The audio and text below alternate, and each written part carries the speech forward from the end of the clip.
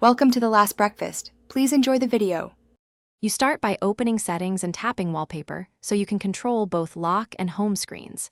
Tap Choose a new wallpaper to access dynamic, stills, or your photos. This is where you pick the image. You do this now because system wallpapers offer correct sizing and parallax handling. Using photos requires cropping. Once done, you'll preview how the image scales. Make sure to decide lock versus home before confirming so each screen looks intentional. You choose the image and then adjust it. Pinch to zoom and drag to frame the subject because iPhone crops differently for each orientation. Toggle perspective, parallax, if you want subtle depth, turn it off to keep the image fixed and reduce motion. Then tap Set to assign the wallpaper. You'll be asked lock screen, home screen, or both.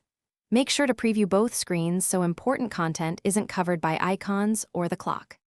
You finish by tapping Set and selecting lock screen, home screen, or both to apply the change immediately. If the image appears blurry or poorly positioned, re-enter wallpaper and recrop or disable perspective. That fixes most issues because it prevents automatic zooming.